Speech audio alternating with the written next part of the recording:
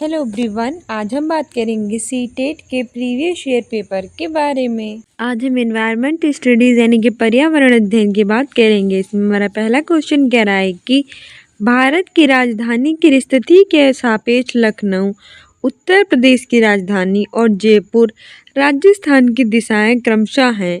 With respect to the location of the capital of India, the direction of Lucknow, capital of Uttar Pradesh, and Jaipur, capital of Rajasthan, respectively are। Option A है कि उत्तर पूर्व, उत्तर पश्चिम, north east, north west. Option B कह रहा है कि दक्षिण पूर्व, दक्षिण पश्चिम, south east, south west. Option C है दक्षिण पश्चिम, दक्षिण पूर्व, south west, south east. Option D कह रहा है कि उत्तर पश्चिम, उत्तर पूर्व, नॉर्थ वेस्ट, नॉर्थ ईस्ट। सही आंसर इसमें हमारा हो जाएगा option B, south east, south west, दक्षिण पूर्व, दक्षिण पश्चिम। भारत की राजधानी की स्थिति, भारत की राजधानी मतलब भारत की राजधानी कौन सी है? नई दिल्ली, ठीक है। उसकी स्थिति के सापेक्ष लखनऊ उत्तर प्रदेश की राजधानी दक्षिण पूर्व और जयपुर राजस्थान की दिशाएं दक्षिण पश्चिम हैं, ठीक है। ये हमारे ईबीएस में इस तरह से क्वेश्चन पूछे जाते हैं, तो अच्छे से इन्हें देख लेना, एग्जाम्स के लिए इंपॉर्टेंट है। व्याख्या करिए कि भारत की राजधानी की स्थिति के सापेक्ष लखनऊ उत्तर प्रदेश की राजधानी और जयपुर राजस्थान की राजधानी की जो दिशाएं वो कैसी हैं? दक्षिण पूर्व, दक्षिण पश्चिम है और डायरेक्शन से क्वेश्चन पूछे जाते हैं ईबीएस में। किसी स्थान की स्थिति बताने के लिए उस स्थान के अक्षांश के अतिरिक्त कुछ और जानकारियों की आवश्यकता भी होती है। कोई स्थान है, इसके बारे में अगर हमें बताना होता है उसकी स्थिति के बारे में, तो उस स्थान के अक्षांश के अतिरिक्त हमें कई और जानकारी चाहिए होती हैं। दक्षिण प्रशांत महासागर में स्थित टोंगा द्वीप और हिंद महासागर में स्थित मॉरिशस द्वीप दोनों ही अक्षांश 20 डिग्री दक्षिणी अक्षांश पर स्थित हैं, ठीक है। कौन कौन से? दक्षिणी प्रशांत महासागर में स्थित टोंगा द्वीप और हिंद महासागर में स्थित मॉरिशस द्वीप, दोनों कहाँ हैं? एक ही अक्षांश में है, 20 डिग्री दक्षिणी अक्षांश में। उनको सही स्थिति जानने के लिए पता करना होगा कि उत्तर ध्रुव को दक्षिण से जोड़ने वाली संदर्भ रेखा से पूर्व या पश्चिम की ओर इन स्थानों की दूरी कितनी होती है। इन संदर्भ रेखाओं को देशांतरी उत्तर कहते हैं और इनके बीच की दूरी को क्या कहते हैं? हम देशांतर के अंशों से मापते हैं। अगला क्वेश्चन कह रहा है कि एक अध्यापिका की नियुक्ति महाराष्ट्र के एक विद्यालय में हुई है।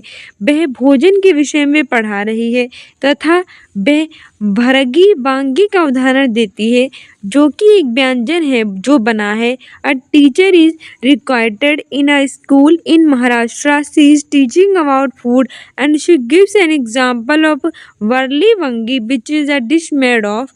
ऑप्शन ई हमारा कह रहा है कि छोटे छोटे भरवा बैगन से soft baby eggplant preparation. Option B है सादा दाल का दमपुक्त स्टू, प्लेन लेंटिल स्टू।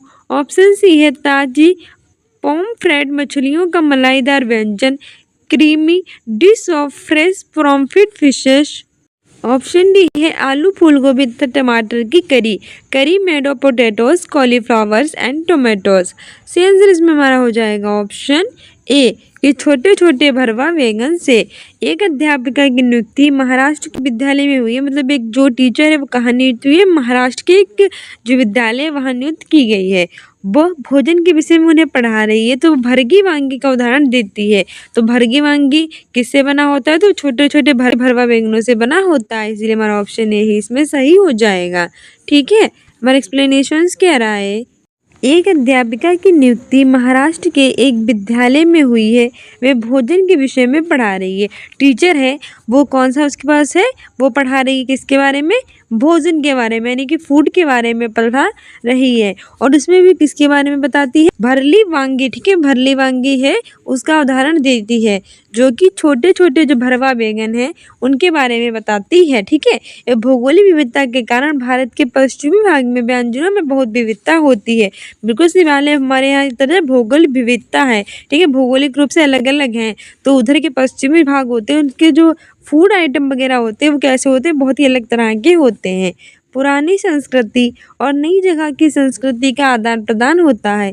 पुरानी संस्कृति मतलब पहले के लोग और नई संस्कृति मतलब आज के लोगों का क्या होता है, आदान प्रदान उनकी संस्कृति का होता है, जिससे एक मिश्रित संस्कृति उभरती है और यही मिश्रित संस्कृति विविधता का कारण बनती है। और महाराष्ट्र का प्रमुख व्यंजन पाव भाजी या थाली पीठ है। ठीक है, क्या है, पाव भाजी और थाली पीठ। अगला क्वेश्चन कह रहा है कि the feathers of the birds are of different colour, shapes and size. Their feathers help them to fly and. पंछियों के पंख विभिन्न रंगों, आकार और माप के होते हैं। इनके पंख उन्हें उड़ने में सहायता करते हैं तथा ऑप्शन ए है कि विभिन्न प्रकार का भोजन खाने में। ऑप्शन बी है उन्हें गर्म रखने में। ऑप्शन सी है विभिन्न तरीकों से चलने में। ऑप्शन डी है उन्हें जलशय बनाते हैं।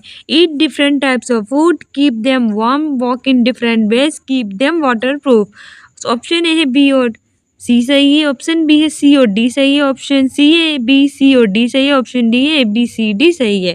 आंसर हो जाएगा इसमें हमारा ऑप्शन बी, कि बी और डी सही है, यानी कि उन्हें गर्म रखते हैं, कीप देम वार्म, एंड उन्हें जलशय बनाते हैं, कीप देम वाटर प्रूफ। हमारा एक्सप्लेनेशन कह रहा है कि पंछियों के जो ये पंख होते हैं वे उन्हें विभिन्न रंग यानी अलग अलग प्रकार का रंग, आकार और माप के तो होते ही हैं, साथ ही पंख उड़ने में सहायता भी करते हैं और उन्हें गर्म रखते हैं और उन्हें जलशय भी बनाते हैं। पंछियों में पंखों के कई अन्य लाभ होते हैं। जो पंछियों में पंख होते हैं उनके कई सारे लाभ होते हैं, जैसे कि वे उन्हें सर्दी, गर्मी और वर्षा से उनके शरीर को बचाते हैं।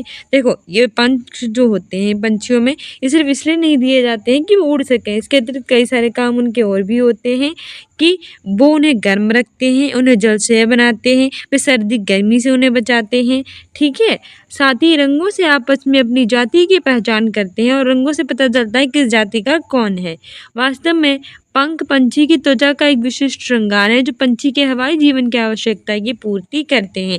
पंख ना हो तो पंछी जो है वो पंछी नहीं माना जाएगा, यानी कि एक प्रकार का श्रृंगार होता है जो उसको पूरा बनाता है। ठीक है, अगला क्वेश्चन कह रहा है कि जो पशु अंडे देते हैं उनकी निम्नलिखित विशेषताएं होती हैं। Animals that lay eggs have following characteristics. Option A है कि उनके बाहरी कान और शरीर पर बाल होते हैं। External ears and hair on their bodies. Option A है उनके आंतरिक कान होते हैं और शरीर पर बाल नहीं होते हैं। Internal ears and no hair on their bodies. Option C है उनके बाहरी कान होते हैं एवं शरीर पर बाल नहीं होते हैं। External ears and no hair on their bodies. Option D है कि उनके आंतरिक कान और शरीर पर बाल होते हैं। Internal ears and have hair on their bodies. Sense हो जाएगा ऑप्शन बी, के आंतरिक कान होते हैं और शरीर पर बाल नहीं होते हैं। ठीक है, जो पशु अंडे देते हैं उनकी विशेषताएं होती हैं। हमारा एक्सप्लेनेशन कह रहा है कि वे पशु जो अंडे देते हैं उनकी कई सारी विशेषताएं होती हैं, जैसे कि उनके आंतरिक कान होते हैं, शरीर पर बाल उनके होते नहीं हैं, जंतु प्रजनन द्वारा अपने समान संतान को उत्पन्न करते हैं। भिन्न जंतुओं में प्रजनन अलग अलग होता है, मतलब जो जंतुस होते हैं भिन्न, उनमें प्रजनन भी होता है डिफरेंट। कुछ जंतु अंडे देते हैं जबकि कुछ जो होते हैं वो शिशुओं को निकालते हैं और कुछ जंतु शिशु को क्या देते हैं, जन्म देते हैं। पौधे भी प्रजनन करते हैं और जंतुओं की तरह पौधों में भी प्रजनन के विभिन्न तरीके होते हैं। ऐसा नहीं है कि पौधे प्रजनन नहीं करते, पौधे भी क्या करते हैं, प्रजनन करते हैं। जंतुओं की तरह पौधों में भी क्या होती है, प्रजनन के तरीके जो होते हैं वो डिफरेंट होते हैं। बहुत से पौधे जो होते हैं वो बीजों के द्वारा होते हैं, बीज डाल दो और पौधा निकल आते नहीं, बीजों के द्वारा प्रजनन करते हैं। पौधे बीज उत्पादित करते हैं, तो हम उन्हें अंकुरित करके नए पौधे उगा सकते हैं। जो पौधे होते हैं उनसे बीज निकलते हैं और चाहे तो हम उनसे क्या कर सकते हैं, नए पौधे निकाल सकते हैं। ठीक है, अगला क्वेश्चन कह रहा है कि उस पहली भारतीय महिला का नाम जिन्होंने एवरेस्ट पर्वत की चोटी पर कदम रखा और राष्ट्रीय ध्वज तिरंगा गाड़ा तथा कई फोटो भी खींची हैं। The name of the first Indian woman who reached the peak of the mount Everest and pictured the national flag and took photographs of the event is. Option A है कर्णम मल्लेश्वरी। ऑप्शन बी है Sunita Williams.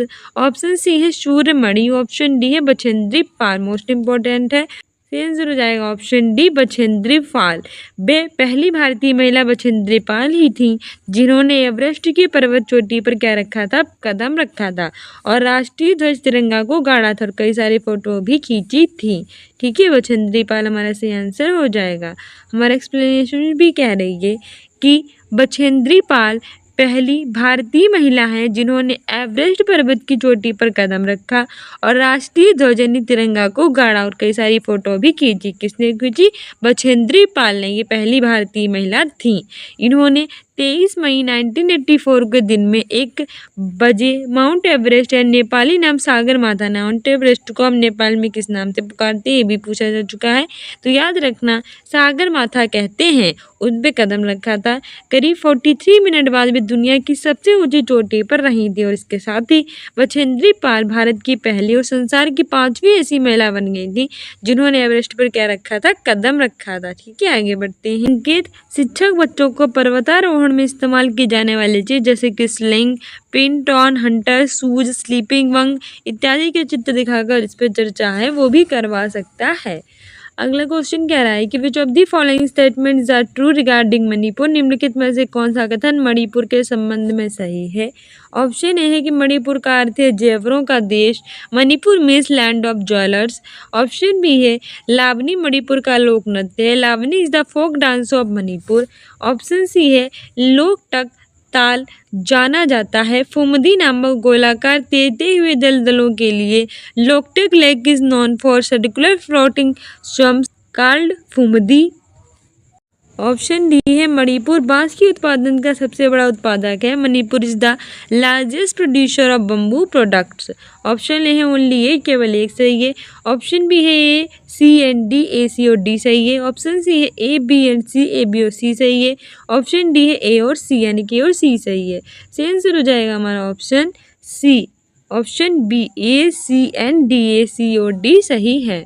हमारी explanation कह रही है कि मणिपुर के संबंध में सही कथन है कि मणिपुर का अर्थ है जेवरों का देश, लोकटक ताल जाना जाता है, फुमदी नामक गोलाकार तैरते हुए दलदलों के लिए मणिपुर बांस के उत्पादकों का सबसे बड़ा उत्पादक है। इस प्रकार विकल्प बी के अंतर्गत ए सी और डी सही है। आपको याद रखना है कि जेवरों का देश, लोकटक ताल और फुमदी नामक गोलाकार तैरते हुए दलदलों के लिए मणिपुर बांस के उत्पादकों का सबसे बड़ा उत्पादक कौन है? मणिपुर। लोकटक झील पूर्वोत्तर भारत की सबसे बड़ी मीठे पानी की झील है। हमारे पूर्व भारत में सबसे बड़ी पानी की झील कौन सी है? लोकटक झील, जो कहाँ है? मणिपुर में, जो जल की सतह के ऊपर तैरती फुमदी के लिए प्रसिद्ध है। और फेमस किसके लिए है? जल की सतह पर तैरती हुई फुमदी के लिए। सारे इंपॉर्टेंट है, याद रखना। वहीं दुनिया का एकमात्र तैरता हुआ राष्ट्रीय केबल नाम जाओ है, वो भी मणिपुर का ही है और इसे हम डांसिंग डियर कहते हैं। ठीक है, और वही संगाई मणिपुर का क्या है? राज्य पशु। तो कई सारे क्वेश्चन इसमें निकल के आते हैं, सारे एग्जाम्स के लिए इम्पोर्टेंट है। अगला क्वेश्चन कह रहा है कि कार्य ऐसी चीज है जो हम करते हैं। Work is something we do too. Option A है यश कमाने के लिए, इर्न फैम। ऑप्शन बी है मनोरंजन के लिए, हैव फन। ऑप्शन सी है अपने को व अन्य लोगों को सहारा भरण पोषण के लिए, support one self and others. Option D है ऊर्जा बचाने के लिए, सेव एनर्जी। ऑप्शन ए है कि ए और बी सही है। ऑप्शन बी है बी एंड सी सही है। ऑप्शन सी है केवल सी सही है। ऑप्शन डी है हमारा कि सी और डी सही है। सही आंसर हो जाएगा इसमें हमारा ऑप्शन सी, केवल सी सही है। यानी कि कार्य एक ऐसी चीज़ है जो हम करते हैं अपनों को व अन्य लोगों को सहारा या फिर भरण पोषण के लिए, support one self and others. ठीक है, हमारा एक्सप्लेनेशन भी कह रहा है कि कार्य ऐसी चीज़ है जो हम अपनों को व अन्य लोगों को सहारा और भरण पोषण के लिए करते हैं। भौतिकी में कार्य होना तब माना जाता है जब किसी वस्तु पर कोई बल लगाने से वह वस्तु बल की दिशा में कुछ विस्थापित हो, कहते हैं बल ने कार्य किया। कार्य भौतिकी की सबसे महत्वपूर्ण राशियों में से एक है और कार्य करने की दर को हम क्या कहते हैं? शक्ति। कार्य करने या कराने से वस्तु की ऊर्जा में क्या आता है? परिवर्तन। और कार्य का मात्रक कौन है? जूल। हमें से याद भी क्या था कि जल के बिना कोई कार्य नहीं होता, इसलिए कार्य का मात्रक है जूल। अगला हमारा मोस्ट इम्पॉर्टेंट क्वेश्चन है, काफ़ी बार सीटेट में पूछा जा चुका है कि हाथियों के झुंड के बारे में निम्नलिखित में से कौन सा सही है। विच of the following is true about an elephant had. Option है उनके झुंड में हमेशा 2 या उससे अधिक नर हाथी होते हैं। देयर हैड ऑलवेज हैज 2 और more old male elephant in it. Option B है कि उनके झुंड में सारे नर हाथी होते हैं तथा हाथी के बच्चे मादा हाथियों के साथ रहते हैं। Their herd has all male elephants and baby elephants living with female elephants.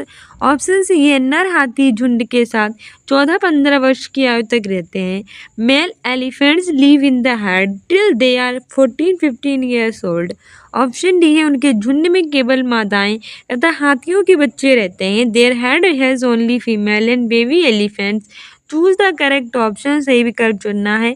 Option A है A and B, option B है B and C, option C है C and D, option D है A and D. C answer हो जाएगा इसमें हमारा option C and D सही है। यानी कि जो नर हाथी हैं वो झुंड के साथ कब तक रहते हैं, जो नर हाथी होते हैं वो अपनी झुंड के साथ सिर्फ 14-15 साल तक रहते हैं, उसके बाद वो अपने झुंड से अलग हो जाते हैं और अलग रहने लगते हैं। उनके झुंड में केवल मादाएं तथा हाथियों के बच्चे रहते हैं। बिल्कुल सही बात है, उनके झुंड में केवल कौन रहेगा, हाथियों के बच्चे हैं वो रहेंगे और मादाएं रहेंगी, जबकि ये 14-15 साल के बाद नर हाथी जो है वो अलग हो जाते हैं। ठीक है, अगला क्वेश्चन हमारा एक्सप्लेनेशन क्या रही है कि हाथियों के झुंड के बारे में सही कथन इस प्रकार है। मतलब कई सारे जो कथन दिए गए उसमें हाथियों के बारे में सिर्फ ये 2 कथन सही थे कि जो नर हाथी होता है वो झुंड के साथ 14-15 साल तक रहता है और 14-15 साल के बाद ये झुंड से अलग हो जाता है। इसी कारण जो झुंड होता है उसमें केवल मादाएं रहेंगी और कौन रहेगा, हाथियों के बच्चे। ठीक है, इस प्रकार विकल्प में सी और डी सही है। हाथी की तरह ही कुछ जानवर समूह के साथ रहते हैं। हाथी के साथी और साथ जैसे हाथी रहते हैं उस तरह से कुछ और जानवर भी होते हैं जो किस में रहते हैं, ग्रुप्स में। जानवरों के ऐसे समूह को ही झुंड कहते हैं और जब सिर्फ वो अपने ग्रुप्स के साथ रहते हैं तो वो ग्रुप उनका क्या कहलाता है, झुंड। ठीक है, झुंड कहलाता है। झुंड में रहने वाले जानवर भी काम करते हैं, जैसे खाने की तलाश में घूमना, खेलना और नहाना। बिल्कुल सही बात है, जो जानवर हैं वो ग्रुप्स में रहते हैं तो वो वर्क भी तो ग्रुप्स में ही करेंगे, जैसे भोजन के लिए खाना ढूंढना, खेलना और घूमना, ऐसे सारे काम जो करते हैं वो झुंड में ही करते हैं। ठीक है, अगला क्वेश्चन कह रहा है कि in the text books for class 5 a map of Golconda is given on the right bottom of the map. Following scale is printed. Scale 1 millimeter 110 meter. If on the map the distance between the Fateh Darwaja and Patan Cheru Darwaja is 15.2 centimeter, the actual distance between these two places is। यानी कि कक्षा 5 की पाठ्य पुस्तक में गोलकोंडा किले का मानचित्र दिया गया। इस पर दाहिने नीचे की ओर पैमाना छपा है। पैमाना बराबर 110 सेंटीमीटर। इस मानचित्र पर फतेह दरवाजा और पटन चेरू दरवाजे के बीच की दूरी कितनी है, 15.2 मीटर सेंटीमीटर है। तो इन दोनों स्थानों के बीच की वास्तविक दूरी हमसे पूछी है। ऑप्शन ए है 1.520 किलोमीटर, ऑप्शन बी है 1.652 किलोमीटर, ऑप्शन सी है 1.672 किलोमीटर, ऑप्शन डी है 16.72 किलोमीटर। से आंसर हो जाएगा इसमें हमारा ऑप्शन सी 1.672 किलोमीटर। कक्षा 5 की पाठ्य पुस्तक में गोलकोंडा किले का मानचित्र दिया गया होता है और उस पर दाहिने नीचे की पैमाना छपा होता है कि 1 सेंटीमीटर कितना होगा, 100 सेंटीमीटर। इस तरह से मानचित्र पर फतेह दरवाजा और पटन चेरू दरवाजे के बीच की दूरी कितनी है, 15.2 सेंटीमीटर। तो इन दोनों के बीच की वास्तविक दूरी 1.672 किलोमीटर है। ठीक है, हमारी एक्सप्लेनेशन क्या रही है कि उपयुक्त प्रश्नानुसार 1 सेंटीमीटर बराबर 110 सेंटीमीटर है वो दिया गया है। अतः फतेह दरवाजा और जो पटन चेरू दरवाजा है उसके बीच की दूरी कितनी है, 2 सेंटीमीटर बराबर 15.2 गुणे 110, 152 गुणे 11 मीटर बराबर 1672 मीटर बराबर 1.672 किलोमीटर। 1 मीटर बराबर 1000 मीटर। ठीक है, अगला क्वेश्चन कह रहा है कि सोना की सहेली तारा मिजोरम से है। तारा को हिंदी बोलने में परेशानी होती है क्योंकि मिजोरम में बोली जाने वाली प्रमुख भाषाएं हैं। Sona's friend Tara is from Mizoram. Tara has difficulty in speaking Hindi because in Mizoram the main language spoken are. मतलब सोना की जो फ्रेंड है जिसका नाम तारा है वो कहाँ से है? मिजोरम राज्य से है, जो उत्तर पूर्व भारत का राज्य है। तारा को हिंदी बोलने में क्या होती है? बहुत ज़्यादा दिक्कत होती है। क्यों? क्योंकि मिजोरम में कई सारी भाषाएं बोली जाती हैं, जैसे कि ऑप्शन ए है खासी असमी, ऑप्शन बी है Mizo Lushai cookie, option C है मेतेलॉन अंग्रेजी, ऑप्शन डी है माओ बंगाली। आंसर हो जाएगा ऑप्शन बी मिजो लुसेई और कुकी। ठीक है, मिजोरम में मिजो लुसेई और कुकी बोली जाती है लैंग्वेज। हमारा एक्सप्लेनेशन भी कह रहा है कि सोना की जो सहेली है जिसका नाम क्या है? तारा, वो कहाँ से है? मिजोरम राज्य से है। तारा हिंदी बोलने में उसे दिक्कत होती है। क्यों? क्योंकि जो मिजोरम है उसमें जो मिजो भाषा है, लुसेई भाषा है और जो कुकी भाषा है वो बोली जाती है। मिजो भाषा मिजोरम की एक प्रमुख भाषा है, इसे लुसेई भी कहते हैं। मिजोरम भाषा कहाँ की है? मिजोरम के प्रमुख है जिसे हम लुसेई कहते हैं। मिजोरम को 1954 का था लुसेई पर्वतीय जिले के नाम से जाना जाता है। मिजोरम की तृतीय भाषा मिजोरम से सटे मणिपुर, त्रिपुरा, चंडगांव हिल और चीन हिल्स के आसपास क्षेत्रों में भी बोली जाती है। मिजोरम के तृतीय कहाँ बोली जाती है? ये मणिपुर में, त्रिपुरा में, चट्टगांव में, हिल और चीन हिल्स के आसपास के क्षेत्रों में बोली जाती है। मिजो भाषा तिब्बती बर्मन की कुकी चीन शाखा के अंतर्गत आती है। मिजो के कई समुदायों की विभिन्न बोलियों में मिजो सबसे अधिक प्रचलन में थी, जो कालांतर में एक सामान्य भाषा के रूप में उभरी है। और मिजो का शाब्दिक अर्थ होता क्या है? ऊंची भूमि के स्वामी। ठीक है, अगला क्वेश्चन कह रहा है कि पेट्रोलियम तथा कोयले को अनवीकरणीय ईंधन कहा जाता है क्योंकि ये petroleum and coal are known as non renewable fuels because they. Option A है प्रदूषण फैलाते हैं, क्यूज पोल्यूशन, ऑप्शन बी है महंगे होते हैं, आर एक्सपेंसिव, ऑप्शन सी प्रभाजी आसवन के द्वारा प्राप्त किए जाते हैं, are obtained through fractional distillation, option D है बनने में कई साल लगते हैं, टेक मैनी ईयर्स फ्रॉम। सही आंसर हो जाएगा इसमें हमारा ऑप्शन डी, बनने में कई साल लगते हैं। पेट्रोलियम होता है और जो कोयला होता है उसका अनवीकरणीय संसाधन इसलिए कहते हैं क्योंकि इन्हें बनने में क्या लगते हैं? कई सारे साल लगते हैं, जल्दी से ये नहीं बन जाते, इसलिए अनवीकरणीय इसे कहते हैं।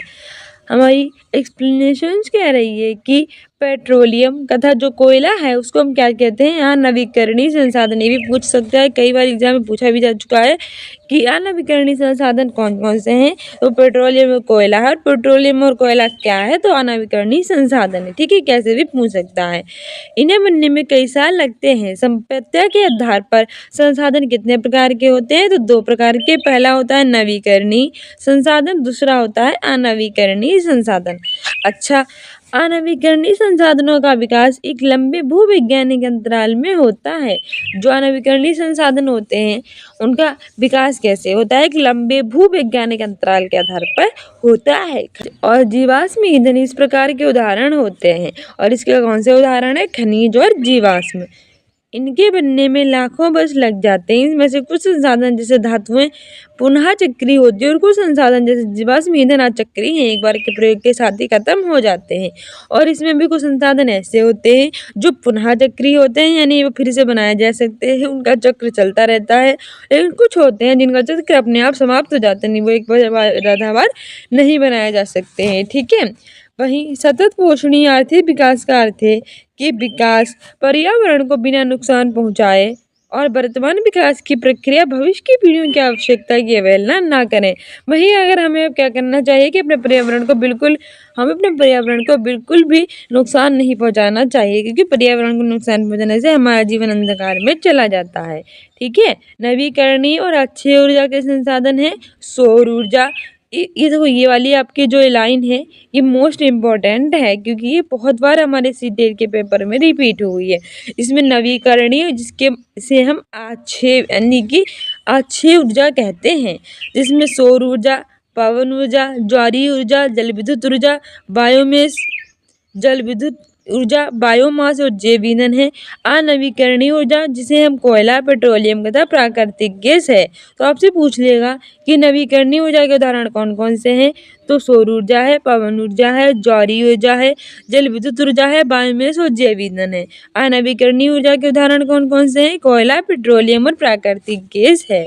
ठीक है, अगला क्वेश्चन कह रहा है कि mountains carry oxygen cylinders with them because they need it for, यानी कि पर्वतारोही जो हैं वो अपने साथ ऑक्सीजन सिलेंडर ले जाते हैं क्योंकि उन्हें इसकी ज़रूरत होती है।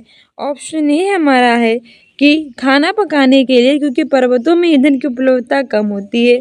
Cooking food as availability of fuel is less in mountains. Option B है अपने को गर्म रखने के लिए उसमें उपस्थित ऑक्सीजन को जलाकर, keeping them warm by burning oxygen in it. Option C है सांस लेने के लिए, क्योंकि अधिक ऊंचाई पर ऑक्सीजन की मात्रा कम मिलती है। Breathing as less oxygen is available at high altitudes. Option D है टेंट लगाने के लिए सहारे के रूप में, putting up support for tents. सही आंसर हो जाएगा हमारा ऑप्शन सी। कितना अच्छा आंसर है कि हम लोग साथ में ऑक्सीजन सिलेंडर इसलिए रखते हैं क्योंकि सांस लेने में हमें ऊपर जाकर दिक्कत होने लगती है। ठीक है, जैसे जैसे हम ऊपर जाते हैं तो ऑक्सीजन की मात्रा कम होती रहती है, इसलिए जो पर्वतारोही हैं वो अपने साथ क्या रखते हैं, गैस सिलेंडर रखते हैं। ठीक है, हमारा एक्सप्लेनेशन भी कह रहा है कि सांस लेने के लिए पर्वतारोही अपने साथ ऑक्सीजन सिलेंडर इसलिए रखते हैं क्योंकि अधिक ऊंचाई पर ऑक्सीजन की मात्रा कैसी हो जाती है, कम। ठीक है, जैसे जैसे हम ऊपर जाते हैं हम ऑक्सीजन की मात्रा कम होती चली जाती है, इसलिए हमें ऑक्सीजन अपने साथ रखनी पड़ती है। हमारी पृथ्वी वायु की एक पतली परत से घिरी हुई है। बिल्कुल सही बात है, हमारी जो ये पृथ्वी है कैसी है, एक वायु की हल्की से पतली परत से क्या हुई है, घिरी हुई है। इस परत का विस्तार पृथ्वी की सतह से कई किलोमीटर ऊपर तक है, और इसका विस्तार कितना है, पृथ्वी की सतह से कई ऊपर किलोमीटर तक, तथा इसे अब हम क्या कहते हैं, वायुमंडल कहते हैं। ठीक है, उसे हम वायुमंडल के नाम से जानते हैं क्योंकि प्रत्येक चीज़ को कोई ना कोई नाम दिया गया होता है। जैसे जैसे हम वायुमंडल में पृथ्वी के तल से ऊपर की ओर जाते हैं, वायु विरल होती चली जाती है और सांस लेने में हमें क्या आती है, परेशानी। इस कारण से पर्वतारोही अपने साथ ऑक्सीजन सिलेंडर रखते हैं। ठीक है, जैसे जैसे हम ऊपर जाते हैं हमें सांस लेने में दिक्कत होने लगती है क्योंकि ऑक्सीजन की मात्रा घटती चली जाती है, इसलिए अपने साथ हम ऑक्सीजन सिलेंडर रखेंगे। मोस्ट इम्पोर्टेंट है, पूछा जा चुका है, हमारे वायुमंडल में सबसे ज़्यादा कौन से देश है, नाइट्रोजन है। कितनी है, 78.08% है। ऑक्सीजन दूसरे नंबर पे है जो कि 20.95 की मात्रा इसमें होती है। ठीक है, अगला क्वेश्चन कह रहा है कि अरब सागर के 3 भारतीय तटवर्ती प्रदेश राज्य हैं। 3 Indian states having coast on the Arabian Sea are. Option A है कर्नाटक, तमिलनाडु, आंध्र प्रदेश। ऑप्शन बी है महाराष्ट्र, कर्नाटक, पुडुचेरी। ऑप्शन सी है गोवा, महाराष्ट्र, केरल। ऑप्शन डी है तेलंगाना, केरल, कर्नाटक। सही आंसर हो जाएगा इसमें हमारा ऑप्शन सी, गोवा, महाराष्ट्र और केरल। ठीक है, ये अरब सागर के 3 भारतीय तटवर्ती राज्य हैं। गोवा की कैपिटल है पणजी, महाराष्ट्र की कैपिटल है मुंबई जो भारत की इकोनॉमी कैपिटल है, और केरल की कैपिटल है तिरुवनंतपुरम। ठीक है, एग्जाम्स के लिए इंपॉर्टेंट है, याद रखना। एक्सप्लेनेशन कह रही है कि अरब सागर से लगे 3 भारतीय तटवर्ती राज्य हैं, गोवा, महाराष्ट्र और केरल। अरब सागर जिसका भारतीय नाम सिंधु सागर है, भारतीय उपमहाद्वीप और अरब सागर के बीच स्थित हिंद महासागर का हिस्सा है। अरब सागर जो है इसका भारतीय नाम क्या है, सिंधु सागर, और ये भारतीय उपमहाद्वीप और अरब सागर के बीच, अरब क्षेत्र के बीच के स्थित क्या है, हिंद महासागर का पार्ट है। सिंधु नदी सबसे महत्वपूर्ण नदी है जो कि जहाँ जाकर गिरती है, अरब सागर में। इसके अलावा भारत की नर्मदा और ताप्ती नदियाँ अरब सागर में ही गिरती हैं। ये एक त्रिभुजाकार सागर है जो कि दक्षिण से उत्तर की ओर क्रमशः संकरा हुआ रहता है और फारस की खाड़ी से जाकर क्या है, मिल जाता है। वहीं एक नोट करने वाली बात है कि यूनानी भूगोलवेत्ता जो थे और यात्री थे इसे क्या कहते थे, इरिथ्रियन सागर के नाम से भी संबोधित करते थे। बे ऑफ बंगाल से भारतीय राज्य कौन कौन से हैं, उड़ीसा है, आंध्र प्रदेश है, पुडुचेरी है और तमिलनाडु है।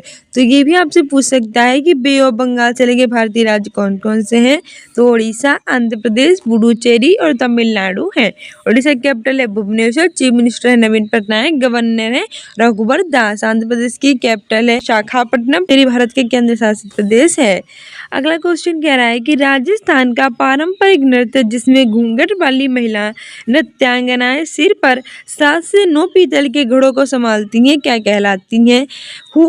The traditional dance of Rajasthan, where wild women dancers balance 7 to 9 brass pots on their head, is known as, यानी कि क्या हुआ कि राजस्थान की जो पारंपरिक नृत्य जिसमें घूंघट वाली महिलाएं क्या करती हैं कि नृत्यांगनाएं सिर पर 7 से 9 पीतल के घड़े को संभाल लेती है, उसे कहते क्या है?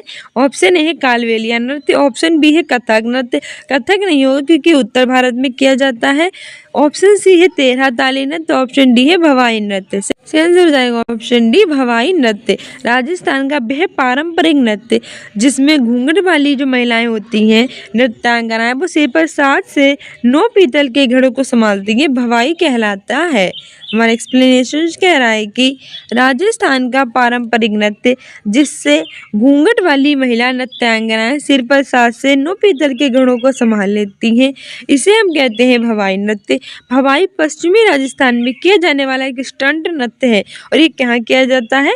पश्चिमी राजस्थान में किया जाने वाला एक स्टंट नृत्य होता है। इस नृत्य में अपनी चमकता के कारण प्रसिद्ध होता है। इस नृत्य में विभिन्न शारीरिक करतब दिखाने पर बल दिया जाता है। ये भवाई जाति की स्त्रियों द्वारा किया जाता है। जो नृत्य मूलतः एक मटका नृत्य होता है।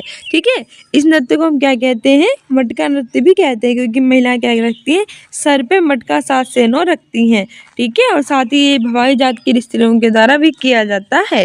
इस नृत्य की यही पहचान है कि ये राजस्थान के उदयपुर में, डूंगरपुर में, बांसवाड़ा क्षेत्र में बहुत ज़्यादा लोकप्रिय है। पुष्पा व्यास भवाई नृत्य की पहली महिला कलाकार थी जिन्होंने भवाई नृत्य को राजस्थान से बाहर पहचान दिलाई थी।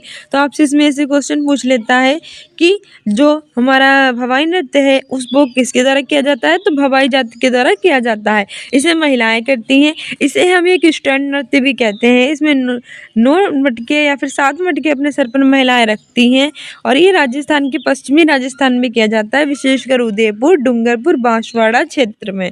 ठीक है, और ये इसकी पहली महिला कलाकार जो थी वो थी हमारी पुष्पा व्यास। ठीक है, इन्होंने राजस्थान से बाहर इन्हें पहचान दिलाई थी। वही कालबेलिया नृत्य है, ये राजस्थान में ही किया जाता है और ये प्रसिद्ध नृत्य है। बहुत बार पूछा जाता है कि कालबेलिया किस राज्य में फेमस है? तो राजस्थान में। कथक ये उत्तर भारत में किया जाता है और ये वहाँ का शास्त्रीय नृत्य है, विशेषकर उत्तर प्रदेश में। तेरह ताली ये राजस्थान का ही लोक नृत्य। इस नृत्य में कमांड जाति की स्त्रियां जो होती है वो शरीर पर 13 मंजीरें बांधकर नृत्य को करती है, इसमें 13 ताली से कहते हैं। अगला क्वेश्चन कह रहा है कि मधुबनी इज फेमस। मधुबनी एक प्रसिद्ध, ऑप्शन ए है झील है राजस्थान में, लेकिन राजस्थान। ऑप्शन बी है बिहार की साला है, साला फ्रॉम बिहार। ऑप्शन सी है आंध्र प्रदेश की बुनी हुई साड़ी है, woven sari from Andhra Pradesh. Option D है बिहार की एक प्रकार की लोक कला चित्रकारी है, from of folk art paintings from Bihar. Option E है बिहार का एक स्थान है, प्लेस इन बिहार। ऑप्शन है ए और बी सही है, ऑप्शन बी है बी और सी सही है, ऑप्शन सी है बी डी सही है, ऑप्शन डी है डी और ई सही है। सही आंसर हो जाएगा इसमें हमारा ऑप्शन डी कि डी और ई सही है। यानी कि जो मधुबनी एक प्रसिद्ध, तो ऑप्शन डी है कि बिहार की एक लोक कला चित्रकारी है, तो बिल्कुल सही है। और ऑप्शन ये है कि बिहार का एक स्थान है, ये भी बिल्कुल सही है। बिहार का एक स्थान है मधुबनी और इसके लिए काफ़ी फेमस है। साथ ही ये बिहार की एक प्रकार की लोक कला चित्रकारी भी है, इसीलिए ऑप्शन डी और ई हो जाएगा। इस तरह से हमारे सीटेट में क्वेश्चन पूछे जाते हैं, तो हम इस तरह के क्वेश्चन को आप देख कर जाना। हमारा एक्सप्लेनेशन कह रहा है कि मधुबनी बिहार की एक प्रकार की लोक कला चित्रकारी है तथा ये बिहार का एक स्थान भी है। इस प्रकार विकल्प डी के अंतर्गत जो डी और ई था ये दोनों सही थे। मधुबनी भारत के बिहार प्रांत में दरभंगा प्रमंडल अंतर्गत एक जिला है। बिहार क्या है? हमारे बिहार प्रांत में दरभंगा प्रमंडल अंतर्गत एक जिला है। दरभंगा और मधुबनी को मिथिला संस्कृति का द्विध्रुव माना जाता है। एक हमारा दरभंगा है और एक हमारा मधुबनी है। दोनों को क्या मानते हैं? मिथिला संस्कृति का द्विध्रुव यानी 2 ध्रुव मानते हैं। मैथिली यहाँ की प्रमुख लैंग्वेज है। विश्व प्रसिद्ध मिथिला पेंटिंग और मखाना की पैदावार की वजह से मधुबनी को विश्व भर में जानते हैं। किसके लिए? मिथिला पेंटिंग काफ़ी फेमस है, कहाँ की? बिहार के मधुबनी की। और मखाना क्या है? इसकी पैदावार के लिए जानते हैं मधुबनी को। मधुबनी मिथिला संस्कृति का प्रमुख अंग और केंद्र बिंदु है। राजा जनक और सीता का वास स्थान होने से हिंदुओं के लिए बहुत ही पवित्र और महत्वपूर्ण स्थान है। चित्र देखता है जिसमें लड़कियों को गोटियां खेलते और लड़कों को क्रिकेट खेलते हुए दिखाया गया है। वह अपने अध्यापक से पूछता है कि लड़के और लड़कियां अलग अलग क्यों खेल रहे हैं, लड़के गोटियां क्यों नहीं खेल रहे, लड़कियां क्रिकेट क्यों नहीं खेल रही हैं, निम्नलिखित में से कौन से पर्यावरण अध्ययन शिक्षण उद्देश्य इस घटना में सम्मिलित है। ये हमारी ईबीएस की पेडागोजी है, तो उसमें ऐसे ही क्वेश्चन पूछे जाते हैं। जो शोभित है एक लड़का, वो देखता है कि किताब में जैसे कि अपना पलट रहा होता है तो उसमें एक चित्र बना हुआ होता है। उस चित्र में जो देखता है कि लड़कियां क्या खेल रही हैं, गोटियां खेल रही हैं, और लड़के क्या खेल रहे हैं, क्रिकेट खेल रहे हैं। जैसे ये आपने देखा होगा अपने यहाँ कि ज़्यादातर लड़कियां गोटियां वगैरह खेलती रहती है, कंचे वगैरह गोटियां वगैरह खेलती रहती है, गुट्टे वगैरह, और जो क्रिकेट होता है वो बॉयज़ वह खेलते हैं। वह अपने अध्यापक से क्वेश्चन भी कर रहा है कि जो लड़के हैं और जो लड़कियां हैं वो अलग अलग क्यों खेल रही हैं, क्या लड़के और लड़कियां एक साथ क्यों नहीं खेल रहे हैं। तो लड़कियां क्रिकेट खेलनी चाहिए, लड़के गोटियां खेलना चाहिए, ऐसा वो क्यों नहीं कर रहे हैं, क्यों नहीं कर रहे हैं। तो ये कौन से पर्यावरण अध्ययन शिक्षण उद्देश्य इस घटना में सम्मिलित है। तो आपको ये बताना है कि कौन सा हमारा इसमें सम्मिलित है। इंग्लिश में भी देख लेते हैं क्योंकि इंग्लिश वाले बच्चे कहते हैं कि मैम इंग्लिश में भी बता दिया कीजिए, तो देख लो। Shobhit observe a picture in a book where girls are shown playing with and boys are shown playing cricket. He asked his teacher that why are boys and girls playing separately, why are boys not playing pebbles, why are girls not playing cricket? Which of the following EVS teaching objects are included in this event? Option ये है कि उच्च स्तरीय आलोचनात्मक सोच विकसित करना, development of higher level critical thinking. Option B है व्यापक सांस्कृतिक नजरिया और सौंदर्य के प्रति संवेदना विकसित करना, development of broad cultural attitude. Option C है अवलोकन और चित्रण के आधार पर समझ विकसित करना, development of an understanding based on observation and picturisation. Option D सामाजिक घटना के बारे में जिज्ञासु बनने के लिए संज्ञानात्मक क्षमता विकसित करना, development of cognitive ability for generating curiosity about a social event. Option A है कि इसमें से ए और बी सही है, ऑप्शन बी है कि इसमें से बी सी और डी सही है, ऑप्शन सी इसमें से ए बी और डी सही है, ऑप्शन डी है इसमें से ए सी और डी सही है। सही आंसर हो जाएगा इसमें हमारा ऑप्शन डी की इसमें से ए सी और डी सही है। लड़के थे वो क्या कह रहे थे, क्रिकेट, लड़कियां थी जो वो खेल रही थी गोटियां। तो वो क्या कहलाता था, पहला था कि उच्च स्तरीय आलोचनात्मक सोच विकसित कर रहा है। जो छोटा सा बच्चा है शोभित, उसके अंदर जो है वो आलोचनात्मक सोच विकसित की जा रही है कि वो इस बात समझ रहा है कि लड़कियां जो हैं वो कंचे खेल, लड़कियां जो है वो गोटियां खेल रही हैं, लड़के जो है वो क्रिकेट खेल रहे हैं। तो वो सवाल कर सकता है, ठीक है, वो आलोचनात्मक सोच को विकसित कर रहा है। ठीक है, साथ ही तीसरे नंबर का था कि वो अवलोकन और चित्रण के आधार पर समझ को विकसित कर रहा है। ये बिल्कुल सही बात है, ये विकसित हो रहा है उसके अंदर कि वो ऑब्जर्व कर रहा है कि जो चित्र है वो उसे अच्छे से ऑब्जर्व कर रहा है कि देखो लड़के क्या कर रहे हैं, लड़कियां क्या कर रही हैं, ये चित्र कैसे प्रदर्शित किया जा रहा है। तो अवलोकन किया जा रहा है, ऑब्जर्व कर रहा है, और चित्रण के आधार पर अपनी जो अंडरस्टैंडिंग है उसको भी वो देख रहा है। ठीक है, ये भी सही हो जाएगा। सामाजिक घटना के बारे में जिज्ञासु बनने के लिए संज्ञानात्मक क्षमता विकसित की जा रही है, ये भी बिल्कुल सही बात है।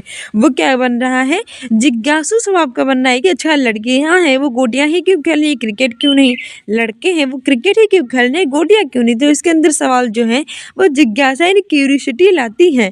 तो ये सारे सवाल उनसे पूछता है अपने टीचर से, ऐसा ऐसा क्यों हो रहा है, तो वो उससे जो संज्ञानात्मक क्षमता विकसित कर रहा है। ठीक है, लेकिन ये दूसरा वाला नहीं कर रहा है कि व्यापक सांस्कृतिक नजरिया और सौंदर्य के प्रति संवेदना, सौंदर्य के प्रति कोई संवेदना विकसित नहीं हो रही, सौंदर्य की कोई बात कर ही नहीं रहा है।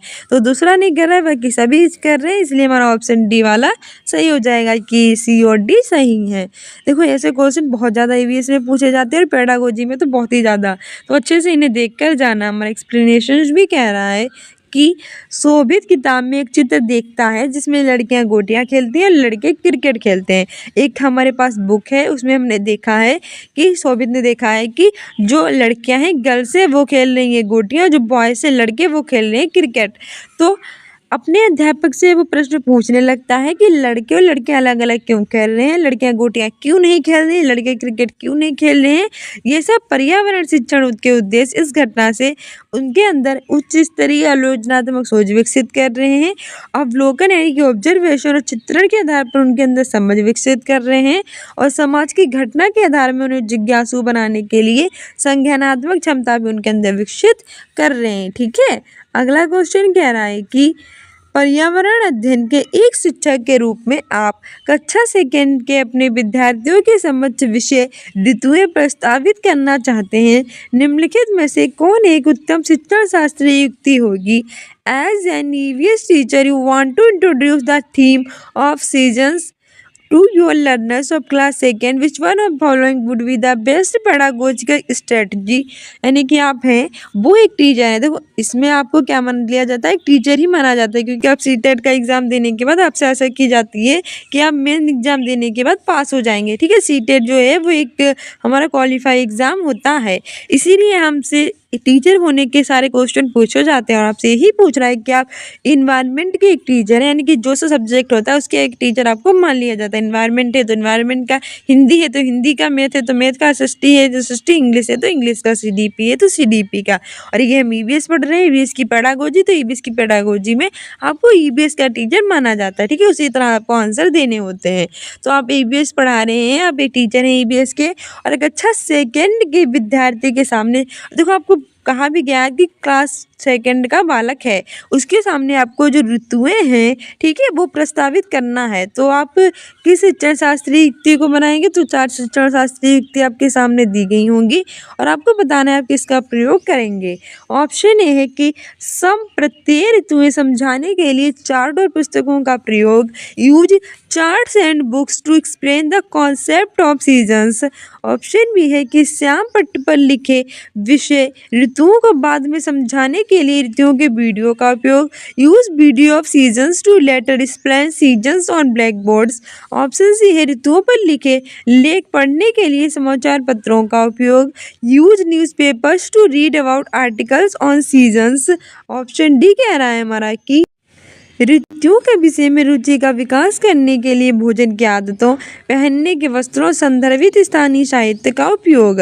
Use food habits, cloth worn and relevant local lectures to develop interesting सेजन्स।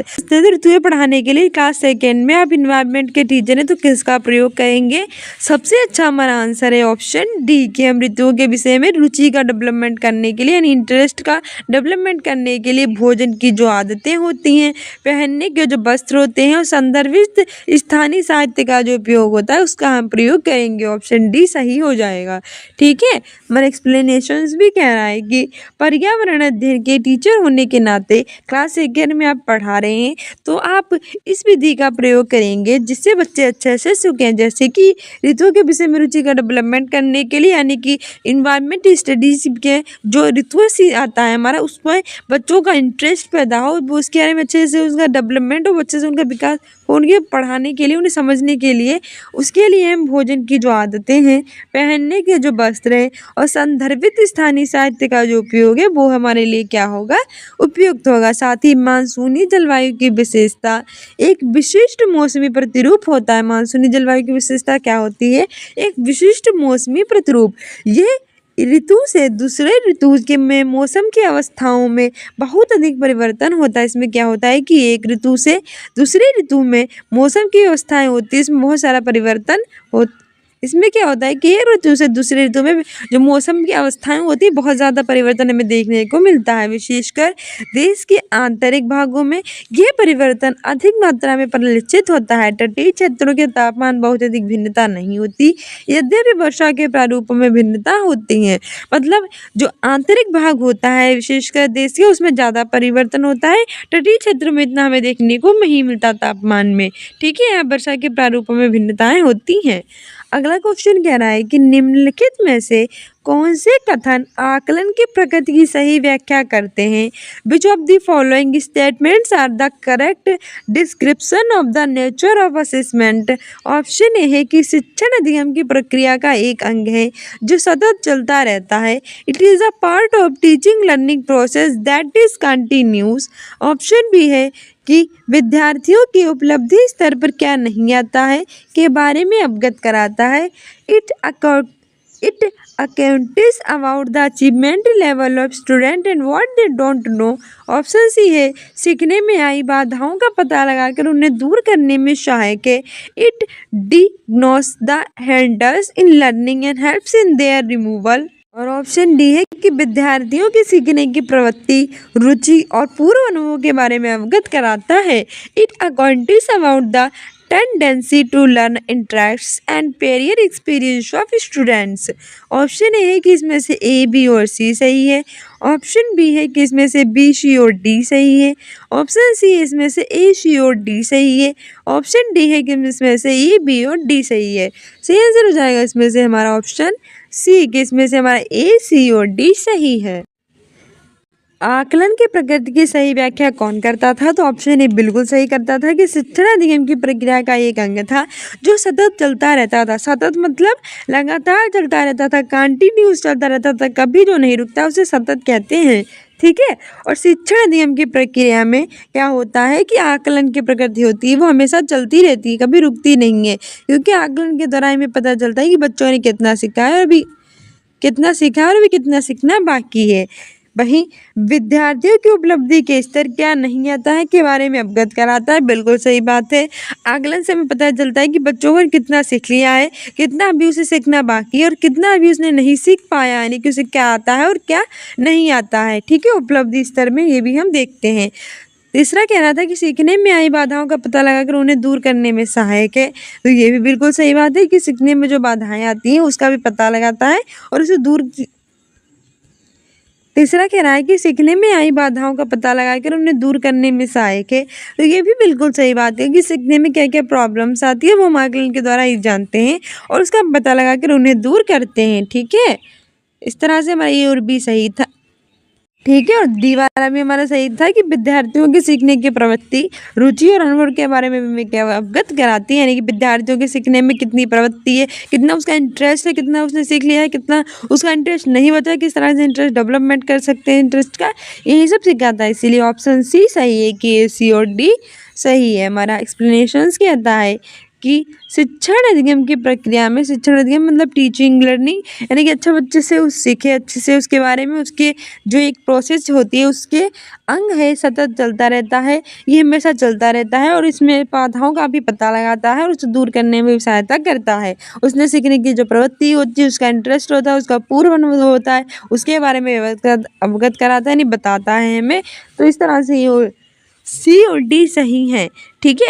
अधिगम के आकलन की विशेषताएं क्या होती है? उसकी वैधता, विश्वसनीयता, व्यवहारिकता और मानकीकरण। वैधता यानी कि ये वैध रहता है, इस तरह से वैध रहता है कि ठीक है इस पर हम विश्वास कर सकते हैं, विश्वसनीय होता है और साथ ही व्यवहारिक होता है और मानकीकरण भी होता है। ठीक है। हमारे ये चारों होते तो पूछ लेकर कौन कौन सी विशेषताएं होती हैं आकलन की? वैधता, विश्वसनीयता, व्यवहारिकता और मानकीकरण।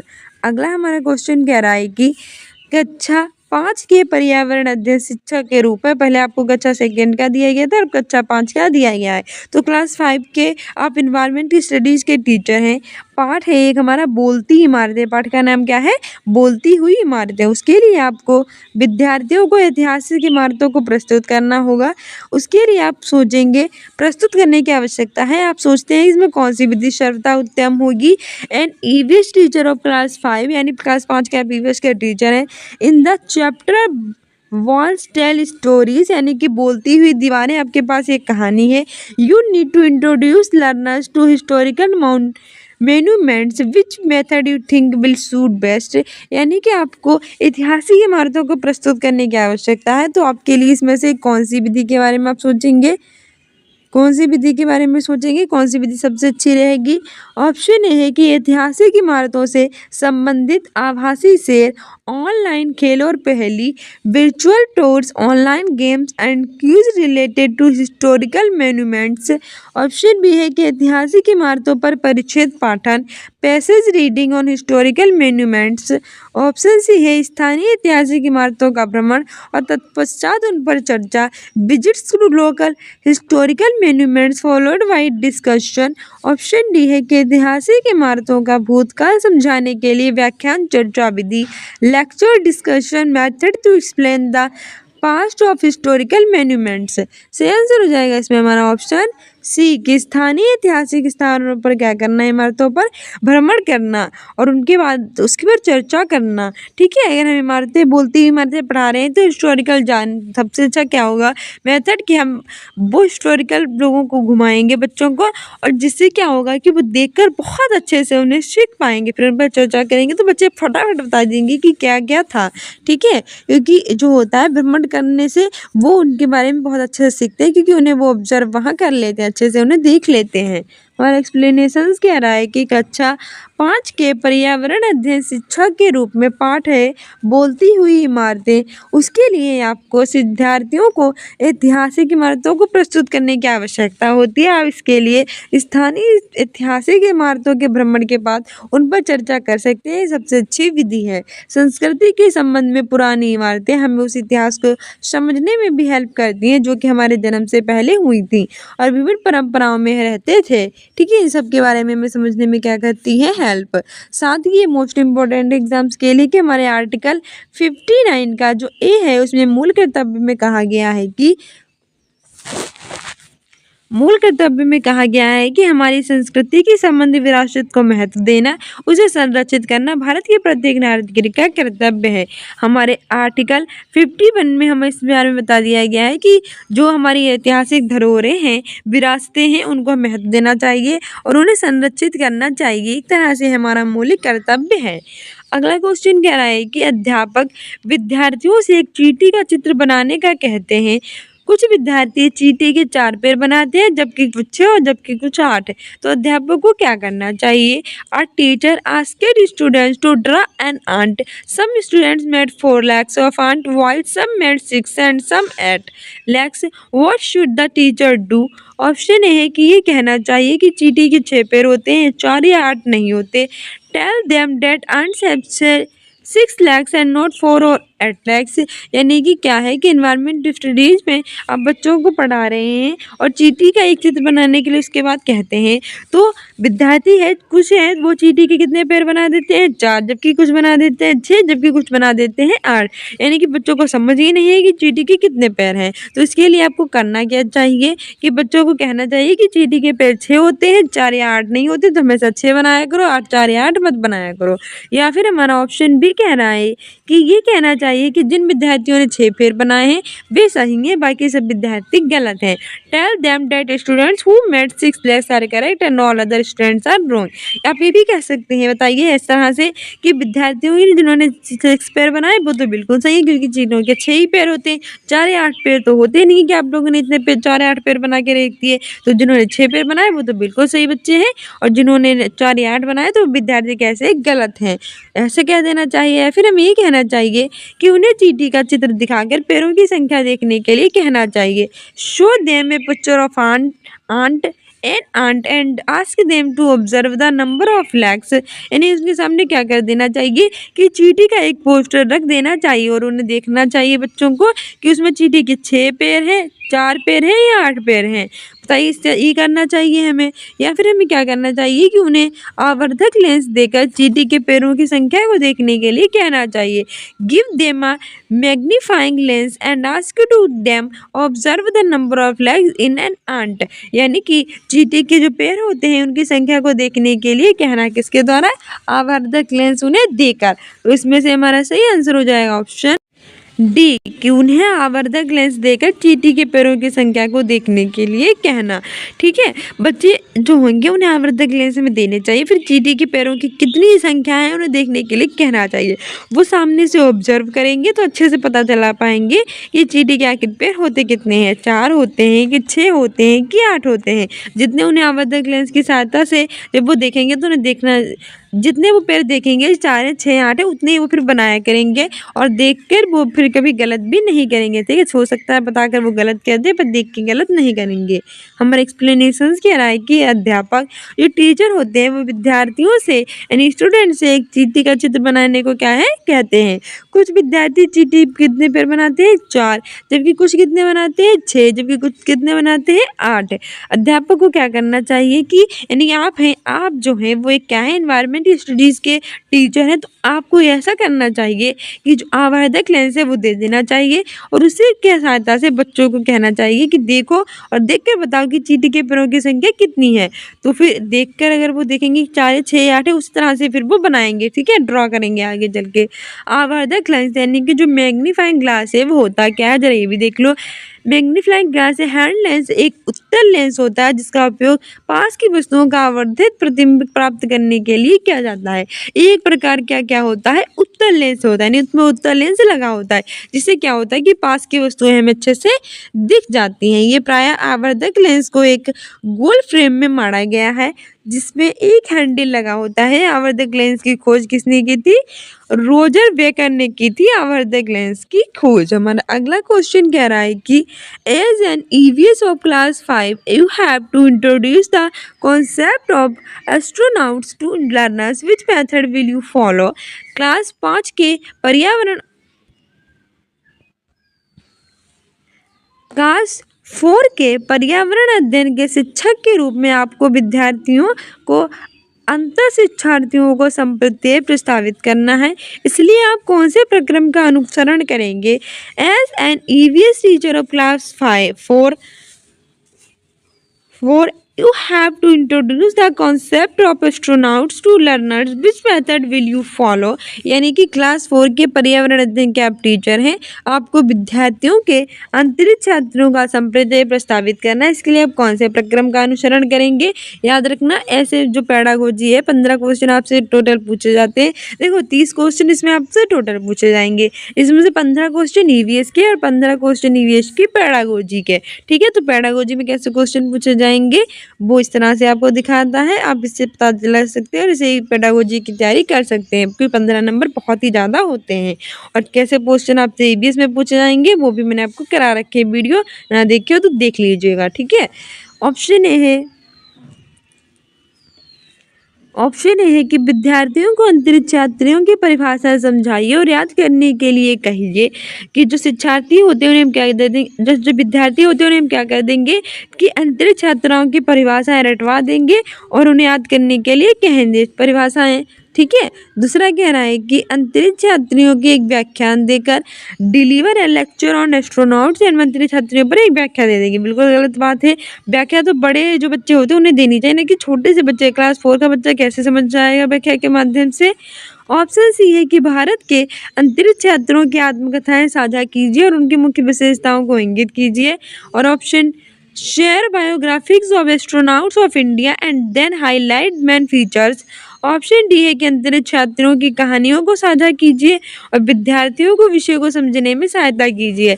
Share stories on astronauts to help students understand the concept. सही आंसर हो जाएगा इसमें हमारा ऑप्शन सी कि हमें भारत के अंतरिक्ष यात्रियों की आत्मकथाएं साझा करनी चाहिए, उनकी मुख्य विशेषताओं को क्या करना चाहिए? इंगित। ये क्लास 4 के पर्यावरण अध्ययन शिक्षक के रूप में विद्यार्थियों के अंतरिक्ष यात्रियों संप्राप्त करने के लिए सबसे अच्छा प्रक्रम है, इसका हम अनुसरण करेंगे।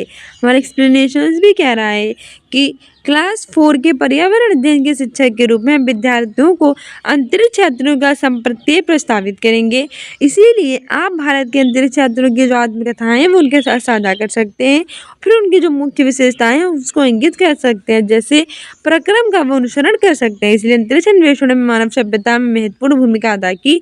इस भूमिका को हम इस प्रकार से समझ सकते हैं: पृथ्वी की सुरक्षा, हमारे ग्रह और पर्यावरण की रक्षा करना, स्वास्थ्य सुविधाओं में सुधार करना और वैज्ञानिक खोज। ठीक है, कौन कौन से? पृथ्वी की सुरक्षा, हमारे ग्रह और पर्यावरण की रक्षा करना, स्वास्थ्य सुविधाओं में सुधार करना और वैज्ञानिक खोज। ठीक है, अगला क्वेश्चन कह रहा है कि yes asked his teacher Why some food product packets are labeled with red while some food product packets are labeled with green dot? Teacher explains the green dot indicates vegetarian food while red dot indicates non-vegetarian food. She asked students to observe various food product packets and enlist them as vegetarian and non-vegetarian. Which of the following process are involved in this activity? यानी कि yes ने क्या किया, अपने अध्यापक से पूछा कि कुछ भोजन जो होते हैं वो उत्पादकों के एक पैकेट पर हरे गोले होते हैं जबकि कुछ उत्पादकों के पैकेट पर लाल गोले होते हैं, ऐसा क्यों होता है? अध्यापक समझाते हैं कि जो हरे गोले होते हैं वो शाकाहारी खाने के लिए और जो लाल गोले होते हैं वो मांसाहारी खाने को सूचित करते हैं। अध्यापक ने विद्यार्थियों को विभिन्न भोजन उत्पादकों का पैकेट देखकर उन्हें शाकाहारी अथवा मांसाहारी में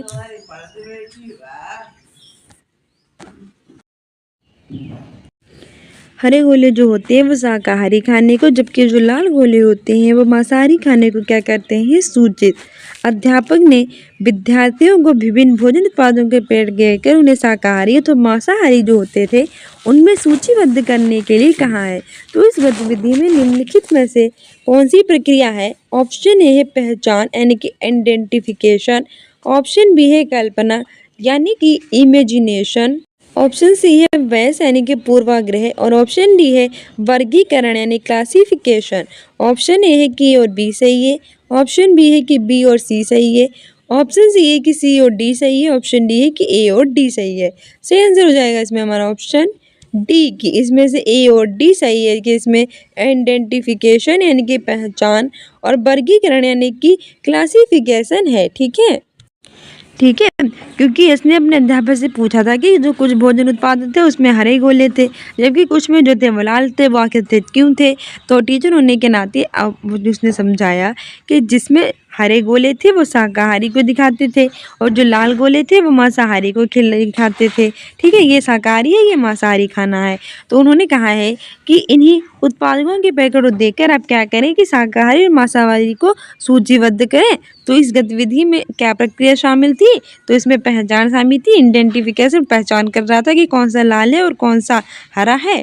ठीक है, कौन सा मतलब कौन सा शाकाहारी कौन सा मांसाहारी है, और वर्गीकरण शामिल था। ठीक है, अलग अलग करना शामिल था, इसलिए हमारा ऑप्शन डी सही इसमें हो गया था। ऑप्शन डी और डी सही हो गया था। हमारी एक्सप्लेनेशन कह रही है कि यस ने अपने अध्यापक से पूछा कि कुछ भोजन उत्पादकों पर पैकेट पर हरे गोले थे जबकि कुछ भोजन उत्पादकों पर लाल गोले थे, ऐसा क्यों था? तो टीचर ने कहा था कि लाल गोले मांसाहारी खाने को और जो हरे गोले थे वो शाकाहारी भोजन को दिख रहे हैं। तो आप इन पैकेटों को देखकर आप क्या कीजिए, उन्हें अलग अलग कीजिए। ठीक है, शाकाहारी और मांसाहारी की पहचान कीजिए। तो इस गतिविधि में पहचान और वर्गीकरण की प्रक्रिया शामिल है। फिक्की यानी कि food safety and standard authority of India, FICCI के याद रखना आपके एग्जाम में पूछ लेती है।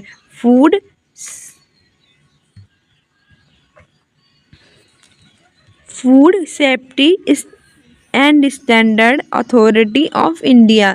ठीक है, भारतीय खाद्य सुरक्षा और मानक प्राधिकरण द्वारा तय नियमों के तहत बनाया गया है। इस भोजन आमतौर पर नुकसानदायक नहीं होता है। अगला क्वेश्चन कह रहा है कि एक पर्यावरण अध्ययन शिक्षक के रूप में अपने विद्यार्थियों को पर्यावरण से संबंधित समकालीन मुद्दों से परिचित करवाना है। निम्नलिखित में से आप किस प्राथमिकता देंगे? As a novice teacher you decide to familiarise student with contemporary issues related to environment, which one of the following would you prefer? यानी कि पर्यावरण अध्ययन का शिक्षक होने के नाते आप विद्यार्थियों से क्या करते हैं, समकालीन जो मुद्दे होते हैं उनसे परिचित करवाना चाहते हैं। तो आप किसे प्राथमिकता देंगे? ऑप्शन ए है कि विद्यार्थियों को समाचार चैनल देखने के लिए कहेंगे, ask student to watch news channel. Option B है कि आप विद्यार्थियों से क्या कह देंगे कि जाकर तुम न्यूज़ पेपर चैनल्स देखो। ठीक है, ऑप्शन ये है कि विद्यार्थियों घर पर समाचार पत्रों का ग्राहक बनने के लिए कहेंगे, ask students to subscribe to newspaper at home. Option C है कि कक्षा में संबंधित लेखों का उल्लेख करेंगे और उनको साझा भी करेंगे, relate relevant article in class and also share them.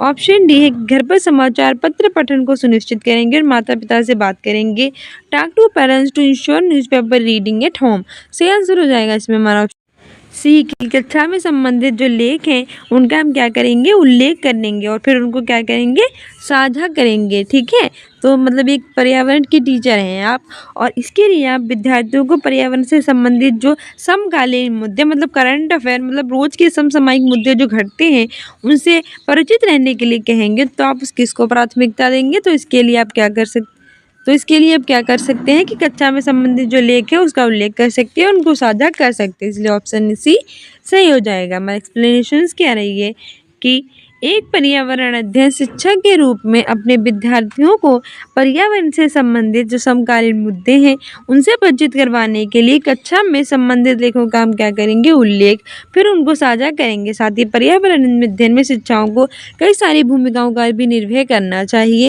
जैसे कि शिक्षक को अपने विषय का शिक्षण करते समय पर्यावरण समस्याओं से संबंध स्थापित करने चाहिए।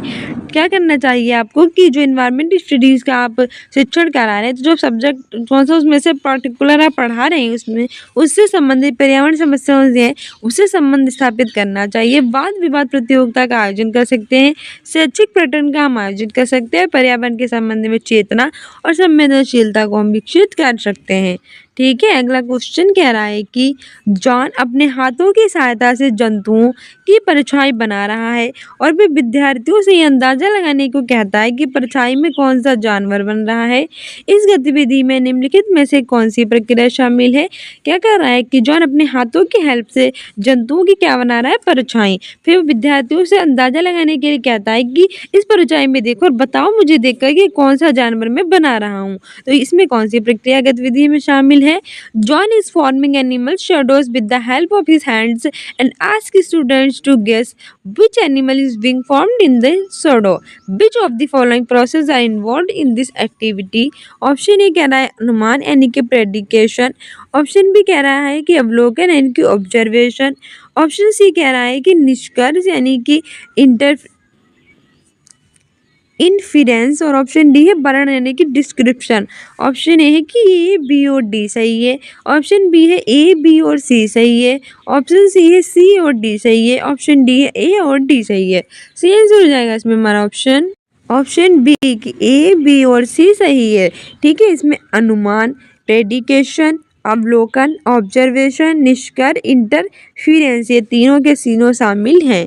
ठीक है, हमारी जो पर्यावरण अध्ययन में जो टीचर है वो क्या कर रही थी कि परछाई की अपने हाथों से परछाई बना रही थी जंतुओं की, फिर बच्चों को कह रही थी परछाई को देखो और बताओ कौन सा जानवर है। इससे वो अनुमान लगा सकेंगे, अवलोकन कर सकेंगे और निष्कर्ष निकाल सकेंगे, ये उनके अंदर शामिल होगी।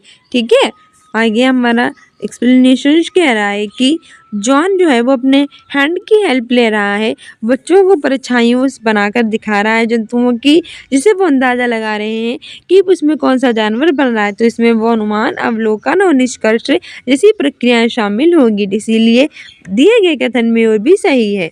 प्रकाश के मार्ग में पड़ने वाले किसी पिंड का आकार जो प्रकाश से भिन्न दिशा की और छाया या अवधकार के रूप में पड़ता है, किसी वस्तु की आकृति के अनुरूप छाया या प्रकाश के अवरोधक के कारण बनती है, उसे हम क्या कहते हैं, परछाई कहते हैं। तो आपसे पूछ लेगा कि परछाई कैसे बनती है, किसे कहते हैं। तो प्रकाश के मार्ग में पड़ने वाली जो किसी पिंड का आकार जो कि प्रकाश से अलग दिशा की ओर छाया या फिर अंधकार के रूप में पड़ता है, किसी वस्तु की आकृति के अनुरूप छाया या प्रकाश के अवरोध पैदा करता है, तो उसे हम परछाई कहते हैं। अगला क्वेश्चन कह रहा है कि पर्यावरण अध्ययन में एकीकृत संगठित परिप्रेक्ष्य निम्नलिखित में से किसे निर्दिष्ट करता है। Integrated perspective in EVS denotes which of the following. Option A है कि विज्ञान और सामाजिक अध्ययन से पूरी जानकारी, draw insight from science and social studies. Option B है कि सामाजिक अध्ययन और पर्यावरण शिक्षण से पूरी जानकारी, draw insight from social studies and environmental education. Option C कह रहा है कि विज्ञान और पर्यावरण शिक्षण से पूरी जानकारी, विज्ञान और पर्यावरण शिक्षा से पूरी जानकारी, draw insight from science and environment education. Option D है कि विज्ञान, सामाजिक अध्ययन और पर्यावरण शिक्षण से पूरी जानकारी, draw insight from science, social science and environmental education. सही आंसर हो जाएगा इसमें हमारा ऑप्शन डी कि विज्ञान यानी कि साइंस, सामाजिक विज्ञान यानी कि सोशल साइंस, और पर्यावरण शिक्षा से पूरी जानकारी, इन्वायरमेंटल एजुकेशन। ठीक है, हमारा एक्सप्लेनेशन कह रहा है कि विज्ञान सामाजिक अध्ययन और पर्यावरण से पूरी जानकारी पर्यावरण अध्ययन में एकीकृत संगठित परिप्रेक्ष्य को निर्देशित करती है। पर्यावरण अध्ययन में जीव विज्ञान का, भूविज्ञान का, राजनीति विज्ञान का, रसायन विज्ञान का, इन सभी विषयों का एक क्या होता है, अंतरानुशासनिक सहयोग होता है, जो प्रकृति पर मानवीय क्रियाकलापों के प्रभावों का अध्ययन करते हैं। ये विषय अध्येताओं को पर्यावरण संबंधी मुद्दे और जो जटिलता है उनको समझने में क्या करते हैं, हेल्प करते हैं। पर्यावरण, पारिस्थितिकी और पारिस्थितिक तंत्र, ये तीनों विषय पर्यावरण अध्ययन के घटक होते हैं। तो पर्यावरण अध्ययन के पर्यावरण, पारिस्थितिकी और पारिस्थितिक तंत्र घटक होते हैं। पर्यावरण अध्ययन का मुख्य उद्देश्य होता है कि इन तीन ही घटकों के विषय में जागरूकता फैलाएं और उसका अध्ययन करें। शिक्षा के माध्यम से पर्यावरण का ज्ञान, शिक्षा मानव जीवन का सर्वांगीण विकास का एक क्या होता है, एक प्रबल साधन होता है। अगला क्वेश्चन कह रहा है कि रिनी ने अध्यापक से पूछा, पौधों के तने गोल क्यों होते हैं, चौकोर क्यों नहीं। अध्यापक को क्या करना चाहिए। Rini asked his teacher, Rini जो है वो अपने अध्यापक से पूछती है कि why are the stems of plants round and not square shaped, यानी जो पौधे हैं उसके तरह गोल ही क्यों है, चौकोर क्यों नहीं है। What should the teacher do, तो ऐसी अवस्था में टीचर को क्या करना चाहिए, यानी आपको ऐसी अवस्था में क्या करना चाहिए। ऑप्शन ए है कि अध्यापक को विद्यार्थियों से कहना चाहिए कि वे इस बारे में उच्च कक्षाओं में सीखेंगे। Teacher should tell student that they will learn about in higher class. तो ऐसा नहीं करना चाहिए कि बच्चे हमसे कुछ पूछे और हम उन्हें ऐसा उल्टा जवाब दे दें कि बड़े हो जाओगे तो अपने आप सीख जाओगे इसके बारे में, और तुम अगली क्लास में आओगे तो मैं तुम्हें बताऊंगा, इस बारे में अभी नहीं बता सकता, तो गलत है ना। दूसरा कह रहा है कि अध्यापक को विद्यार्थियों को समझना चाहिए कि गोल तने का कारण गुरुत्वाकर्षण है। Teacher should explain student that the reason of round steps in the gravity. तीसरा कह रहा है कि अध्यापक को विद्यार्थियों से तने के गोल आकार के होने के कारण सोचने के बारे में कहना चाहिए। Teacher should ask student to think about the reason for the round shape of stem. Option D है कि अध्यापक को विद्यार्थियों को बाग में घूमने के लिए ले जाना चाहिए और विभिन्न तनों के आकार देखने के लिए कहना चाहिए। Teacher should take student for a garden visit and ask to observe the shape of various stems. Option A है कि इसमें से ए और बी सही है। ऑप्शन बी है कि बी और सी सही है। ऑप्शन सी है सी और डी सही है। ऑप्शन डी है ए और डी सही है। सही आंसर हो जाएगा इसमें सी, ऑप्शन है सी और डी सही है। कि अध्यापक को विद्यार्थियों के तने का जो गोल आकार है उसके बारे में सोचने के बारे में कहना चाहिए, जिससे बार सोचेंगे तो उन्हें हो सकता है आइडिया लग जाए, ना लगे तो कम से कम उनकी सोचने की क्षमता तो विकसित होगी। साथ ही बच्चों को बाग में भी घुमाने के लिए ले जाना चाहिए, जिससे वे विभिन्न तनों के आकार को देख सके। ठीक है, तो देख कर के बारे में उन्हें आइडिया मिलेगा। तो ऑप्शन सी हमारा सी हो जाएगा कि सी और डी सही है। हमारा एक्सप्लेनेशन कह रहा है कि रिनी ने अध्यापक से पूछा है कि पौधों के तने गोल क्यों होते हैं, चौकोर क्यों नहीं होते हैं। तो अध्यापक विद्यार्थियों को समझाने के लिए तने का गोलाकार होने के कारण सोचने के बारे में कह सकता है, साथ ही बाग में घुमाने के लिए उसे ले जा सकता है। इसे देखकर उसके अंदर डेवलपमेंट होगा कि थिंकिंग है कैसे क्या हो रहा है और किसे कैसे इसके तने होते हैं। ठीक है, पर्यावरण जो हमारे जीवन का क्या है, आधार होता है, उसका पुनर्जनन और विकास करके हम अपने जीवन का अस्तित्व सुरक्षित कर सकते हैं।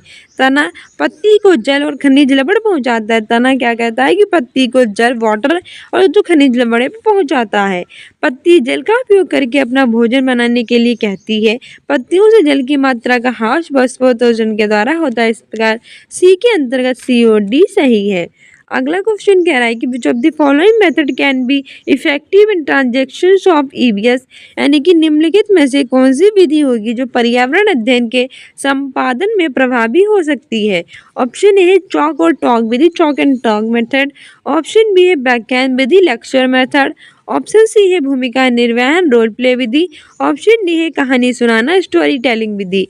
ऑप्शन ए है कि इसमें से ए और बी सही है। ऑप्शन बी है बी और सी सही है।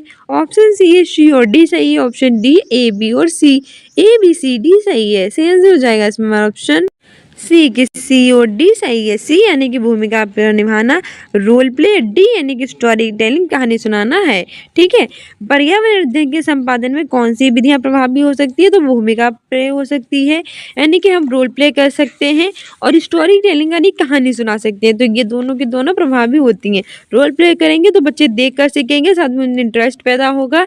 कहानी सुनाएंगे तब भी बच्चे कहानी सुनाने में बहुत ही ज़्यादा एक्सपर्ट होते हैं, तो उन्हें कहानी सुनाकर भी आप समझा सकते हैं। तो ये दोनों विधि हमारे लिए क्या होंगी? अच्छी होंगी। ठीक है। ऑप्शन सी सही हो जाएगा। हमारा एक्सप्लेनेशन कह रहा है कि भूमिका का निर्वहन करना यानी रोल प्ले करना, और कहानी सुनाना यानी स्टोरी टेलिंग करना पर्यावरण अध्ययन के संपादन में प्रभावी विधि होती है। दुनिया भर की संस्कृतियों ने हमारे देश से ही विश्वास, परंपराओं को, इतिहास को भविष्य की पीढ़ी तक पहुंचाने के लिए कथाओं, कहानियों का क्या क्या है उपयोग। कहानियाँ कैसी होती हैं? कल्पनाशीलता को बढ़ाती हैं। कहानियाँ कहने के लिए और सुनने वालों के बीच की होती है, वो एक तरह की समझ स्थापित होती है। सेतु का काम करनी है और बहुसांस्कृतिक समाज में श्रोताओं के लिए आधार को भी तैयार करती हैं। कहानियों से हमें दूसरों के बारे में जानने को मिलता है और उनकी स्थितियों के लिए समझ और सहानुभूति खोजने में भी मदद मिलती है। कहानी सुनने से बच्चों के अंदर स्मरण शक्ति और तर्क करने की भी क्षमता जो होती है वो डेवलप हो जाती है। अगला क्वेश्चन कह रहा है कि एक पर्यावरण अध्ययन अध्यापक विद्यार्थियों को उनकी मम्मी का वर्णन करने वाली कविता लिखने को कहती है। मम्मी अपनी कविता पढ़ती है। मेरी मम्मी मीठी है जैसे मिष्टी दोई। कुछ विद्यार्थी मिष्टी दोई का अर्थ नहीं जानते हैं। यदि आप अध्यापक हैं तो आप क्या करेंगे? तो यदि हम मम्मी के अध्यापक है तो आप क्या करेंगे? And EVS teacher asked student to write a poem describing their mother, यानी कि पर्यावरण अध्ययन के आप टीचर हैं तो आप क्या कर रहे हैं? यदि बच्चों को मम्मी का वर्णन करने वाली कविता लिखने को कह रहे हैं। Mummy read her poem, my mother is sweet like sugar and honey. Some student don't know the meaning of sugar and honey. What will you do if you are mummy's teacher? तो उसमें से जो कुछ बच्चे हैं वो तो mummy है वो कविता पढ़ती है कि मेरी मम्मी मीठी है जैसे मिष्टी दोई। तो कुछ लोग हैं वो मिष्टी दोई का अर्थ ही नहीं जानते। तो आप अगर आप मम्मी के अध्यापक हैं तो आप क्या कर सकते हैं? ऑप्शन ए है कि bring sugar and honey and make the student eat, यानी विद्यार्थियों को मिष्टी दोई देकर देंगे, लाकर खिला देंगे। ऑप्शन बी है एक पर्यावरण अध्ययन अध्यापक विद्यार्थियों को उनकी मम्मी का वर्णन करने के लिए कहता है और उस पर कविता लिखने को कहता है। तो मम्मी अपनी कविता पढ़ती है कि मेरी मम्मी मीठी है। तो मम्मी अपनी कविता पढ़ती है कि मेरी मम्मी मीठी है जैसे मिष्टी दोई। तो इसमें से कुछ विद्यार्थी मिष्टी दोई का अर्थ नहीं निकालते हैं। स्थानीय भाषा में बताएंगे तो स्थानीय भाषा का उपयोग करने के लिए अधिक लाभ प्राप्त होते हैं, जैसे कि छात्रों की वैचारिक समझ विकसित होगी, समाज में एकता को बढ़ावा मिलेगा, क्षेत्रीय बोलियां श्रमणीय विविधता को जोड़ेंगे और छात्रों में भी आत्मविश्वास को बढ़ावा मिलेगा। अगला क्वेश्चन कह रहा है कि प्राथमिक स्तर पर एक अच्छे पर्यावरण अध्ययन के लिए पाठ्यचर्या की विशेषता है। Characteristics of a good EVS curriculum at primary level is to. Option A कि विद्यार्थियों के नए उत्पादों के आविष्कारों में लगाना, engage learners in inventing new products. Option B है ज्ञान अर्जित करने पर केंद्रित होना, focus on according knowledge. Option C है विद्यार्थियों में सामाजिक भावनात्मक कौशलों को विकसित करना, develop socio emotional skills learners. Option D है कि विद्यार्थियों को जीवनोपार्जन में सहायता करना, help learners to earn their livelihood. शेष हो जाएगा ऑप्शन सी कि विद्यार्थियों में सामाजिक और भावनात्मक कौशल को विकसित करना। एक अच्छे पर्यावरण अध्ययन के पाठ्यचर्या की क्या है? विशेषता है। एक्सप्लेनेशंस कह रही है कि विद्यार्थियों में सामाजिक और भावनात्मक कौशल उसे विकसित करने के लिए प्राथमिक स्तर पर एक अच्छे पर्यावरण अध्ययन के पाठ्यचर्या की विशेषता होती है। और प्राथमिक स्तर पर पर्यावरण अध्ययन के अंतर्गत विचार किया जाता है कि बच्चों को उनके परिवेश की वास्तविक जो परिस्थितियाँ हैं उनसे अनुभव दिए जाएँ, जिससे भी कि वो उनसे जुड़ें और उनके प्रति क्या हों? जागरूक हों, साथ ही उसके महत्व को भी समझें और प्राकृतिक, भौतिक, सामाजिक और सांस्कृतिक और वर्तमान पर्यावरणीय मुद्दों के प्रति कैसे रहें? संवेदनशील बने। पर्यावरण अध्ययन में पाठ्यचर्या की अपेक्षाओं के अनुरूप बच्चों के विकास को व्यापक रूप से देखने और प्रगति मापने के सीखने के प्रतिफल कक्षावर दिए जाते हैं। अगला क्वेश्चन कह रहा है कि पर्यावरण अध्ययन में समूह चर्चा कराना चाहिए, इससे सार्थक ज्ञान का निर्माण होता है।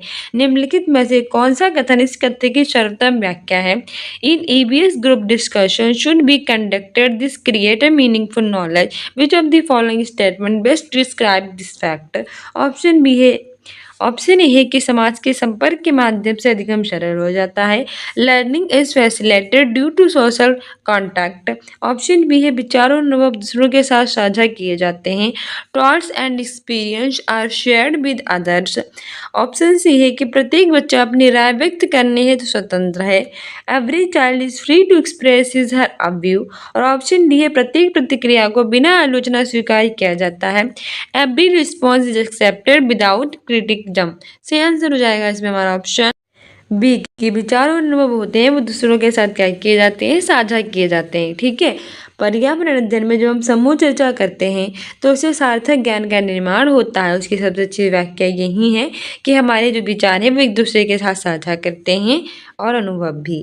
ठीक है, हमारा एक्सप्लेनेशन कह रहा है कि पर्यावरण अध्ययन में समूह चर्चा करनी चाहिए, इससे सार्थक ज्ञान का निर्माण होता है। हमें पर्यावरण अध्ययन में क्या करनी चाहिए कि ग्रुप डिस्कशन करना चाहिए, इससे हमारा ज्ञान जो होता है वो सार्थक होता है। साथ ही विचारों अनुभव भी हम दूसरों के साझा कर लेते हैं। इस प्रकार पर्यावरण अध्ययन में समूह चर्चा की सबसे अच्छी व्याख्या है कि समूह में कार्य करें और विद्यार्थियों को सोचने के लिए, संवाद कायम करने के लिए, समझने और विचारों का आदान प्रदान करने और निर्णय लेने के लिए प्रेरित करने का ये प्रभावी तरीका होता है। समूह परिचर्चा परंपरागत शिक्षण विधियों की तुलना में समूह परिचर्चा एक प्रजातांत्रिक विधि होती है और पर्यावरण शिक्षा में समूह चर्चा होती है जो समूह के प्रत्येक सदस्य को पर्यावरण के प्रति उत्तरदायित्व की बोध होता है और शिक्षक और छात्र अपने विचारों से मुक्त रूप से प्रकट करते हैं। सो डियर स्टूडेंट्स, ये था हमारे सीटेट का प्रीवियस ईयर का paper. I hope you like this video. If you like it then like, subscribe and share and don't forget to subscribe this channel. मिलते हैं नेक्स्ट वीडियो में। Keep loving, keep watching, keep sharing. Bye.